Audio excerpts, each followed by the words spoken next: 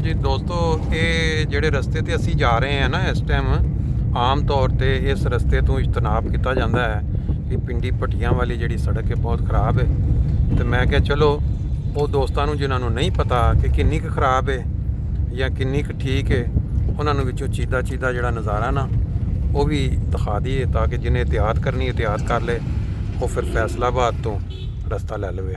ਕੱਲ੍ਹ ਦੀ ਬਾਰਿਸ਼ ਦੇ ਨਾਲ ਤੁਹਾਨੂੰ ਨਜ਼ਰ ਆ ਰਿਹਾ ਹੈ ਸਾਈਡਾਂ ਦੇ ਉੱਤੇ ਚਿੱਕੜ ਥੋੜਾ ਬਹੁਤਾ, ਲੇਕਿਨ ਅਸਲ ਜਿਹੜਾ ਖਰਾਬ ਰਸਤਾ ਹੈ ਜਾਂ ਕਰੋਨਾ ਨਾਲੋਂ ਜ਼ਿਆਦਾ ਖਤਰਨਾਕ ਵਾਇਰਸ ਜਿਹੜਾ ਸੜਕਾਂ ਤੇ ਸਾਡੇ ਇੱਥੇ ਹੈ ਨਾ, ਐਕਸੀਡੈਂਟ ਦਾ ਬਾਇਸ ਬਣਦਾ ਹੈ, ਉਹ ਟਰਾਲੀਆਂ ਗੰਨਿਆਂ ਵਾਲੀਆਂ, ਉਹ ਵੀ ਅੱਗੇ ਆਏਗੀ ਕੋਈ, ਤਾਂ ਤੁਹਾਨੂੰ ਦਿਖਾਉਂਦੇ ਆ।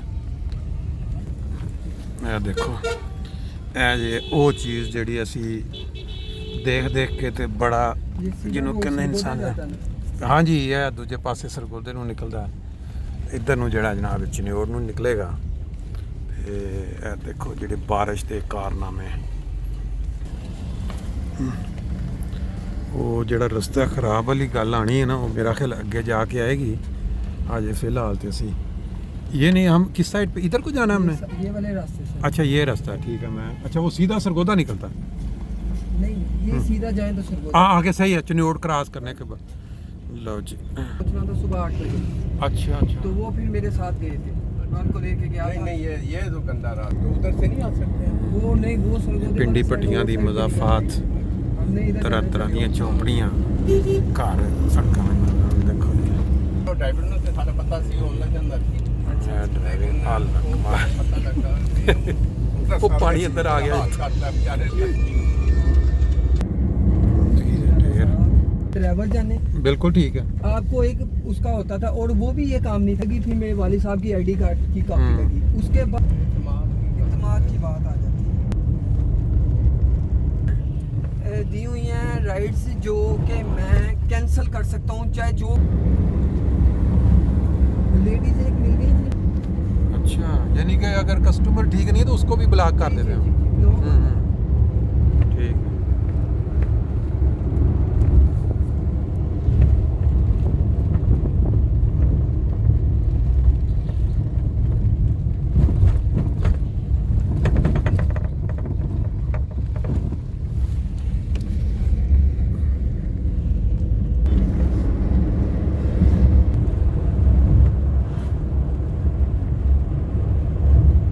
ਕਿਸੇ ਕਿਸਮ ਦਾ ਇਹਨਾਂ ਨੂੰ ਹੁੰਦਾ ਨਹੀਂ ਕਿ ਵੀ ਅੱਗੇ ਗੱਡੀਆਂ 3 ਲੱਗੀਆਂ ਨੇ ਲਾਈਨ 'ਚ, ਉਹਨੂੰ ਤੂੰ ਆ ਕੇ ਤੇ ਓਵਰਟੇਕ ਕਰਨੀ ਫਟਾਫਟ। ਉਹ ਗੱਡੀ ਵੇਖੋ ਤੁਸੀਂ, ਛੋਟੀ ਜੀ ਕਿਸੇ ਟੋਏ 'ਚ ਜ਼ਰਾ ਵੱਜੀ ਤੇ ਉਦੋਂ ਉਂਝ ਉਲਟ ਜਾਣੀ ਉੱਥੇ, ਠੀਕ ਹੈ ਨਾ। ਬਾਕੀ ਤੇ एबटाबाद है 800 और कोई 50 से ऊपर या किलोमीटर। गिलगित से एबटाबाद।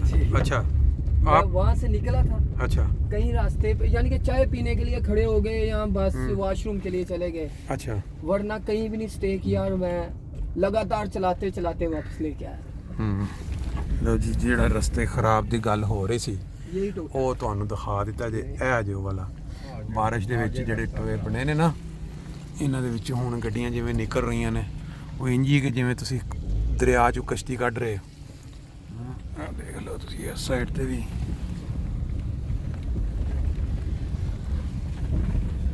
ਬਾਕੀ ਅਗਰ ਇਹ ਛੋਟੇ ਮੋਟੇ ਇਹੋ ਜਿਹੇ ਇੱਕ ਜਗ੍ਹਾ ਤੋਂ ਤੇ ਟੋਟੇ ਹੋਣ ਤੇ ਉਹ ਤੇ ਖੈਰ ਹੀ ਹੈ, ਲਗਾਤਾਰ ਨਾ ਹੋਏ। एक खजान ਹਾਂਜੀ सऊदी अरब से। ਬਿਲਕੁਲ ਇਸ ਤਰ੍ਹਾਂ ਇੱਥੇ ਜਿਹੜੇ ਮੁਲਕ ਨੂੰ ਜਿਸ ਟਾਈਮ ਨੀਂਦ ਖੁੱਲਦੀ ਉਸ ਟਾਈਮ ਉਹਨੇ ਉਹਦੀ ਵਜ੍ਹਾ ਹੈ ਨਾ ਜੀ, ਪੁਸ਼ਟ ਪਨਾਈ। 15 ਮਿੰਟ ਮੁਸਲਮਾਨ ਮੁਲਕ ਹੈ, ਇੱਕ ਟਾਈਮ ਰੱਖੋ। ਪਾਕਿਸਤਾਨ ਦੇ ਵਿੱਚ ਮਸਲਾ ਇਹ ਵੇ ਕਿ ਉੱਤੇ ਤੁਹਾਨੂੰ ਪੁਸ਼ਟ ਪਨਾਈ ਹਾਸਲ ਹੈ ਪਿੱਛੋਂ। ਜੀ ਜਿਹੜੇ ਲੋਕ ਪਿੱਛੇ ਬੈਠੇ ਨੇ ਨਾ ਉੱਤੇ, ਉਹਨਾਂ ਨੂੰ ਪਤਾ ਕਿ ਉਹਨਾਂ ਨੇ ਕੁਝ ਜਿਵੇਂ ਪਾਲਤੂ ਨਹੀਂ ਰੱਖੇ ਹੁੰਦੇ, ਉਹ ਲਫ਼ਜ਼ ਨਹੀਂ ਅਸੀਂ ਯੂਜ਼ ਕਰਨਾ ਚਾਹੀਦਾ, ਜਿਵੇਂ ਇੱਕ ਪਾਲਤੂ ਇਨਸਾਨ ਰੱਖਦਾ ਹੈ ਕਿ ਜਦੋਂ ਦਿਲ ਕੀਤਾ ਉਹਦਾ ਪਟਾ ਖੋਲ ਦਿੱਤਾ, ਪੈ ਜਾ ਵੀ ਪੈ ਜਾ। ਹੁਣ ਉਹ ਸਾਡੇ ਪਾਕਿਸਤਾਨ 'ਚ ਪਰ ਇਹ ਮਸਲਾ ਹੈ। ਉਹ ਜ਼ਿਆਉਲ ਹੱਕ ਨੇ ਜਿਹੜੀ ਲਗਾਈਆਂ ਸਨ ਨਾ ਮੁਖਤਲਿਫ ਸ਼ਹਿਰਾਂ 'ਚ ਪਨੀਰੀ, ਉਹ ਫੁੱਲ ਤਿਆਰ ਹੋ ਕੇ ਫਸਲ ਉਹਨੂੰ ਖਾ ਰਹੀ ਆਪਣੇ ਮੁਲਕ ਨੂੰ। ਅਗਰ ਇਹ ਨਾ ਹੁੰਦੇ ਨਾ, ਸਾਡੇ ਮੁਲਕ ਨੇ ਕਿੰਨੀ ਤਰੱਕੀ, ਆਪਸ ਦੇ ਸਾਰੇ ਜਿੰਨੇ ਵੀ ਫਿਰਕੇ ਸੀ ਅਗਰ ਉਹ ਇਤਿਹਾਦ ਨਾਲ ਰਹਿੰਦੇ। ਆ ਹੁਣ ਦੇਖੋ ਦੂਜਿਆਂ ਦੀ ਮਸਜਿਦਾਂ ਦੇ ਵਿੱਚ ਤੁਹਾਨੂੰ ਮਤਲਬ ਹੈ ਕਿ ਉਹ ਇੱਕ ਦੂਜੇ ਨੂੰ ਵੱਢ ਰਹੇ ਨੇ, ਕੱਟ ਰਹੇ ਨੇ। ਕੋਈ ਚੱਕ ਮਸਜਿਦ ਹੈ, ਖੁਦਾ ਦਾ ਘਰ ਹੈ, ਨਮਾਜ਼ ਪੜ੍ਹੋ, ਜਾ ਕੇ ਦੁਆ ਕਰੋ, ਆਪਸ 'ਚ ਇਤਿਹਾਦ ਨਾਲ ਰਵੋ, ਮੁਲਕ ਤੁਹਾਡਾ ਤਰੱਕੀ ਕਰੇਗਾ। ਲੇਕਿਨ ਜੇ ਤੁਸੀਂ ਉਹਨਾਂ ਮਸਜਿਦਾਂ ਨੂੰ ਮੁਨਾਫਰਤ ਵਾਸਤੇ ਇਸਤੇਮਾਲ ਕਰੋ ਤੇ ਲਾਜ਼ਮੀ ਗੱਲ ਹੈ ਮੁਲਕ ਨੇ ਕਿੱਥੇ ਤਰੱਕੀ ਕਰਨੀ ਹੈ। ਹਰ ਬੰਦਾ ਇੱਕ ਦੂਜੇ ਦੀ ਜੜ ਵੱਢਣ ਨੂੰ, ਇਹ ਹੀ ਬਦਕਿਸਮਤੀ ਹੈ ਸਾਡੀ। ਤੇ ਇਹ ਇੱਥੇ ਇਹਨਾਂ ਨੇ ਜਨਾਬ ਕਰੋੜਾਂ ਦੇ ਠੇਕੇ ਲਏ ਨੇ ਆ ਸੜਕਾਂ ਵਾਸਤੇ। ਔਰ ਕੀ ਹੈ को खराब है। ਕਿ ਇਹ ਵੇਖੋ ਟੂਲ ਟੈਕਸ ਔਰ ਸੜਕਾਂ ਦਾ ਸਤਿਆਨਾਸ਼ ਹੋਇਆ, ਟੁੱਟੀਆਂ ਨੇ, ਕੋਈ ਕੰਮ ਨਹੀਂ ਹੋ ਰਿਹਾ ਕਿੰਨਿਆਂ ਸਾਲਾਂ ਤੋਂ। ਲੋਕੀ ਸਿਰਫ ਪੈਸੇ ਚਾਹੀਦੇ ਨੇ, ਹੋਰ ਕੋਈ ਗੱਲ ਨਹੀਂ ਹੈਗੀ। ਇਹ ਜਿਹੜੀ ਨਾਲ ਨਾਲ ਇਹਨਾਂ ਨੇ ਬਣਾਇਆ ਹੈ, ਇਹਨੂੰ ਇੱਕ ਡੈਮ, ਉਹ ਕੀ ਕਹਿੰਦੇ ਨੇ, ਪਾਣੀ, ਇਹ ਬੇਸਿਕਲੀ ਇਹਦਾ ਕੀ ਮਕਸਦ ਹੈ ਜੀ? ਇਹ ਚੋਰਾਂ ਨੂੰ ਉਹਨਾਂ ਨੇ ਰਸਤਾ ਦਿੱਤਾ ਹੈ ਕਿ ਇੱਥੇ ਤੁਸੀਂ ਲੁਕ ਸਕਦੇ ਹੋ ਲੋਕ। ਅੱਛਾ, ਚੋਰਾਂ ਵਾਸਤੇ ਉਹਨਾਂ ਨੇ ਅੱਜ ਬਣਾਇਆ ਕਿ ਜਿਹੜੇ ਲੁੱਟ ਕੇ ਗੱਡੀਆਂ ਇੱਥੇ ਛੁਪ ਜਾਇਆ ਕਰਨ। ਇਹ ਜਿਹੜੀ ਰਾਈਟ ਸਾਈਡ ਤੇ ਮਿੱਟੀ ਦਾ, ਮੇਰਾ ਖਿਆਲ ਸੇਮ ਦਾ ਕੀ ਜਾਂ ਪਾਣੀ ਦਾ ਕੋਈ ਜਿਹੜਾ ਸੈਲਾਬ ਆਉਂਦਾ ਹੈ ਸ਼ਾਇਦ ਉਹਦੇ ਤੋਂ ਬਚਣ ਵਾਸਤੇ ਹੈ ਨਾਲ। ਬਾਕੀ ਇਹ ਇਲਾਕਾ ਤਾਂ ਜੀ ਬਦਨਾਮ ਹੈਗਾ ਬਹੁਤ। ਰਾਤ ਦੇ ਟਾਈਮ ਤੁਸੀਂ ਇੱਥੇ ਕੋਈ ਆਂਦੇ ਨੇ, ਲੋਕੀ ਡਰਦੇ ਨਹੀਂ ਆਉਂਦੇ ਇੱਧਰ ਨਾ, ਬੜੀ ਵਾਕਿਆਤ ਹੋ ਚੁੱਕੇ ਨੇ। हाँ तो फिर जी चले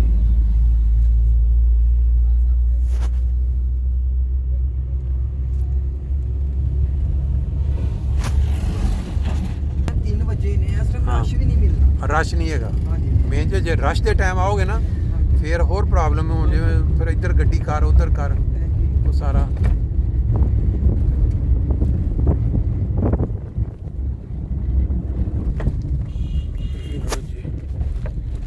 ਇਹ ਜਿਹੜੀ ਅਸੀਂ ਬਲਕਿ ਸੁਣਿਆ ਨਾ ਜਿਹੜਾ ਜੀ ਰਸਤੇ ਦੀਆਂ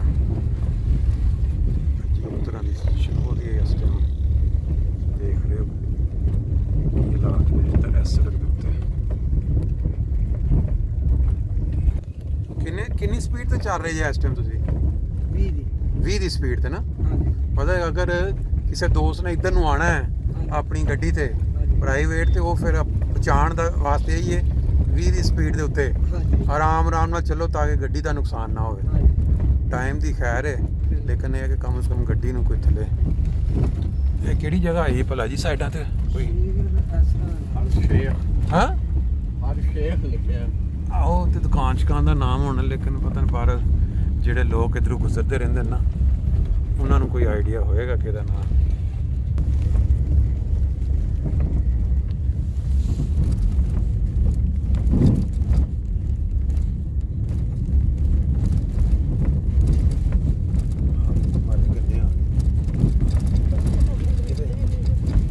ਇਹ ਜੀ ਮੈਨੂੰ ਯਾਦ ਹੈ ਬਚਪਨ ਦੇ ਵਿੱਚ ਨਾ ਇੰਜ ਕਿਤੇ ਗੰਨਿਆਂ ਦਾ ਟਰੱਕ ਆ ਜਾਣਾ, ਮਾਲਟਿਆਂ ਦਾ ਲੱਦਾ ਆ ਜਾਣਾ, ਜਿਹੜੇ ਮੁੰਡੇ ਉੱਥੇ ਸੜਕ ਦੇ ਕਿਨਾਰੇ ਖੜੇ ਤੇ ਦੌੜ ਲਾ ਦੇਣੀ ਪਿੱਛੇ। ਗੰਨੇ ਖਿੱਚ ਲਓ, ਜਿੰਨੇ ਖਿੱਚ ਲੈਣਾ ਉਹਨੇ ਬੜੀ ਵੱਡੀ ਕੋਈ ਪਤਾ ਨਹੀਂ ਕੱਪ ਜਿੱਤ ਲਿਆ, ਗੰਨਾ ਖਿੱਚ ਲਿਆ ਜੀ।